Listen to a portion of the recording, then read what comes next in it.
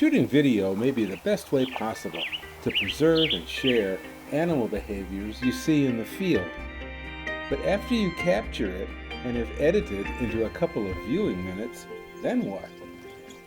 Does all that hard-earned footage need to sit on a drive, never to be seen again? No. Video images can lead a second life as models for digital or conventional paintings. Even horrible shots have value, as will become evident later. In the course of shooting video of birds, those birds are likely to show themselves in many positions from several directions, doing different things. Search the whole video and find a head turned to reflect the setting sun. Here is a frontal shot. This grebe is just emerging from the water. Shooting at 30 or more frames per second, all of these things are recorded without even thinking about them. Somewhere in the 100 frames of a 3-second video clip are birds in positions I can use, and I can easily move them from the video to Photoshop. Photoshop is the key. With its myriad brushes, erasers, scissors, blending and replacing tools, a bird can be lifted from the video frame and placed onto a digital canvas, all in the computer. For example, this singing Gambel's quail was cut, rotated, and resized to make a scolding bird. Then color and lighting was improved, as you can see in the Gila monster. Backgrounds can be put there too.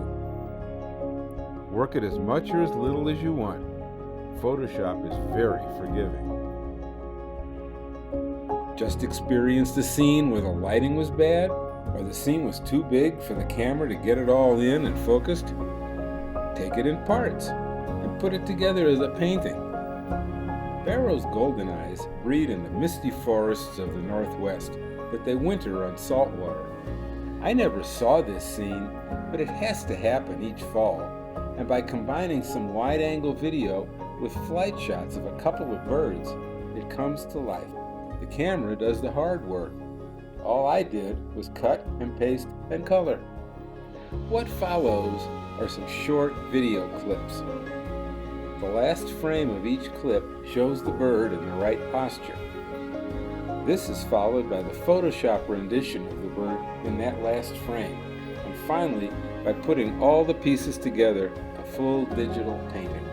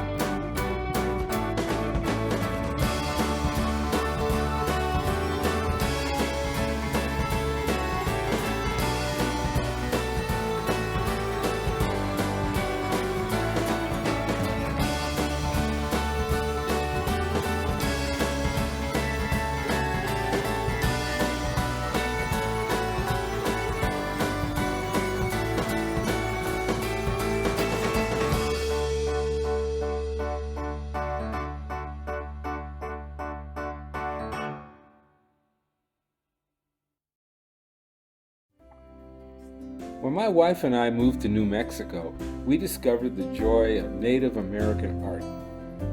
Inspired by the regular patterns and exaggerated but symmetrical shapes characteristic of the art of the Pueblos, I gave it a shot.